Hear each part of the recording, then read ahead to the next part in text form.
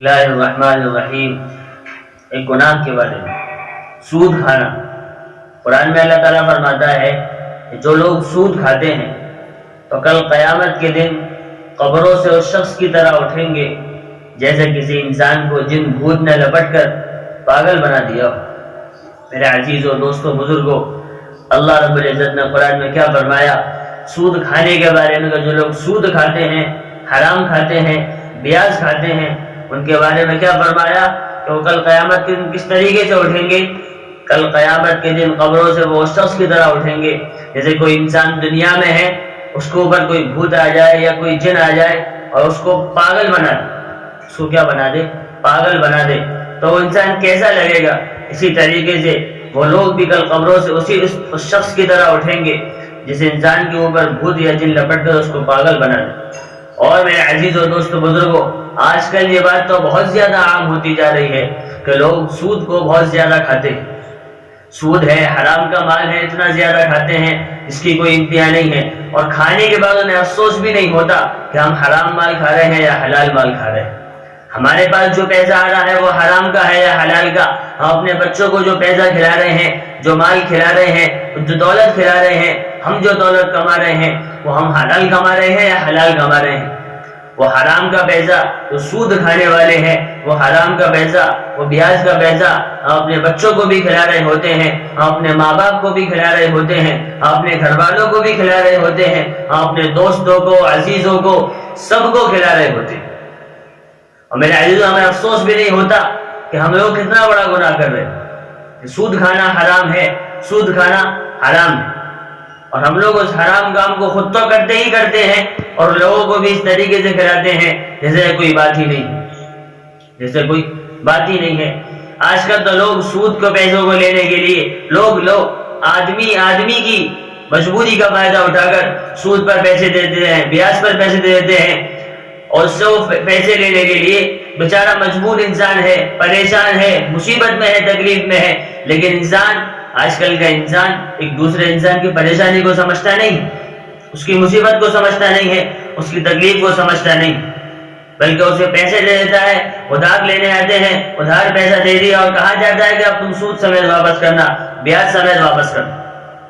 میرے عزیزوں، ایک تو بیچارہ پہلے سے ہی پریشان ہے، جو تم سے اس نے قرضہ لیا ہے، 1000 روپے لیے ہو یا 2000 لیے ہو یا لاکھ روپے لیا ہو، اس کو لوٹانے میں ہی، اس کو واپس کرنے میں ہی اس کے پاس بہت پیسہ چلا جائے گا، اس کا بہت وقت چلا جائے گا اتنے پیسے کمانے کے لیے، اور پھر ساتھ میں کیا کرنا ہے؟ اس کو بیاج سمیت واپس کرنا ہے، اس کو سود سمیت واپس کرنا ہے۔ میرے عزیزوں، کسی کی مجبوری کا ناجائز فائدہ نہ اٹھاؤ، کسی کی مجبوری کا ناجائز فائدہ نہ اٹھاؤ۔ ارے کسی نے تم سے ادھار پیسے مانگے ہیں، تم اس کو ادھار دے دو، تم اس کو ادھار دے دو، لیکن بیاج کے ساتھ نہیں، سود کے ساتھ نہیں، حرام کے ساتھ نہیں۔ تم نے تو اسے پیسہ دیا، تم نے اسے 100 روپے دیے، جب وہ تمہارے پیسے لوٹانے آئے گا تو وہ 100 سے زائد لوٹائے گا۔ جب وہ بیاج کا پیسہ لوٹا کر دے گا تو اس کا دل ناگوار ہوگا، ناخوش ضرور ہوگا کہ میرا یہ پیسہ اتنی محنت سے کمایا، اب میں جسے دینے جا رہا ہوں، میرا دل کتنا ناخوش ہے۔ 100 روپے ادھار لیے تھے، 1000 روپے ادھار لیے تھے، لیکن اب پیسے واپس کرنے کتنے جا رہا ہے؟ 1000 سے بھی زیادہ واپس کرنے ہیں، 100 روپے سے بھی زیادہ واپس کرنے ہیں۔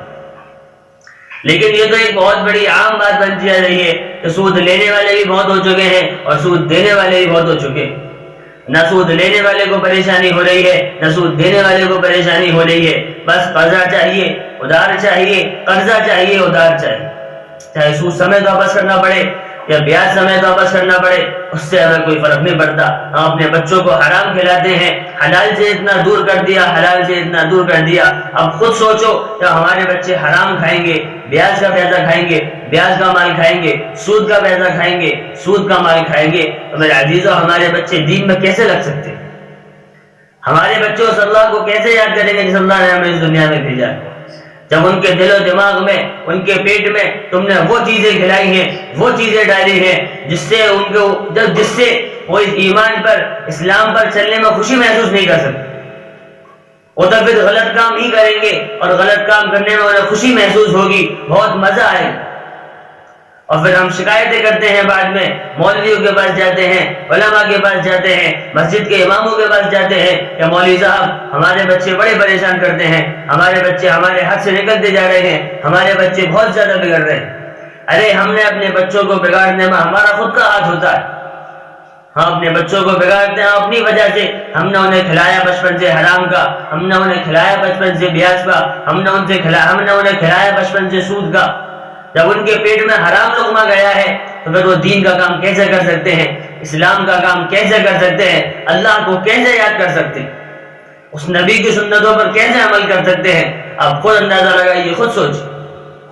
پھر ہماری شکایتیں اور پھر ان شکایتوں سے میرے عزیزوں کوئی فائدہ ہونے والا نہیں۔ اس لیے ابھی ہمارے پاس وقت ہے، موقع ہے کہ اپنے آپ کو سدھار لیں، ان غلط کاموں سے باز آ جائے جن کو کرنے سے اللہ نے منع کیا ہے، جن کو کرنے سے اللہ کے نبی نے منع کیا ہے۔ اور سود کا پیسہ، بیاج کا پیسہ، یہ سب حرام ہے۔ ہم اپنے بچوں کو حرام مال نہ کھلائیں، خود بھی نہ کھائیں، اپنے بچوں کو بھی نہ کھلائیں، اپنے رشتہ داروں کو، عزیز و اقارب کو، پڑوسیوں کو، محلے والوں کو، گلی والوں کو، ان سب سے پاک رکھیں، خود بھی بچیں اور دوسروں کو بھی بچائیں کہ بھائی یہ غلط کام ہے، ہمیں دنیا میں اللہ نے اچھے کام کرنے کے لیے بھیجا ہے، ہم دنیا میں رہ کر اچھے کام کریں گے تو اللہ ہم سے خوش ہو جائے گا، ہمارا رب ہم سے خوش ہو جائے گا۔ دنیا والے خوش ہونا ہو کیا فائدہ، اس سے کوئی مطلب نہیں ہونا چاہیے، بلکہ ہمیں کس کو خوش کرنا ہے؟ بس ہمارے اعمال سے، ہمارے کام سے، ہمارا رب، ہمارا اللہ ہم سے راضی ہو جائے، ہمارا اللہ ہم سے خوش ہو جائے۔ کوئی دنیا والے خوش ہو نہ ہو، ہمیں اس سے کوئی فرق نہیں پڑنا چاہیے۔ اس لیے میرے عزیزوں، سود سے اپنے آپ کو بچانا ہے، بیاج سے اپنے آپ کو بچانا ہے۔ روکھی سوکھی کھا لیں لیکن غلط کاموں سے، غلط پیسوں سے اپنے آپ کو بچا کے رکھیں، خود بھی بچیں اور اپنے بچوں کو بھی بچائیں۔ ہم بچائیں گے تو انشاءاللہ اللہ تعالیٰ ہمیں کامیاب کرے گا، دنیا میں بھی کامیاب کرے گا اور کل قیامت کے آخرت میں بھی کامیاب کریں گے نا انشاءاللہ۔ اللہ تعالیٰ ہم سب کو عمل کرنے کی توفیق نصیب فرمائے۔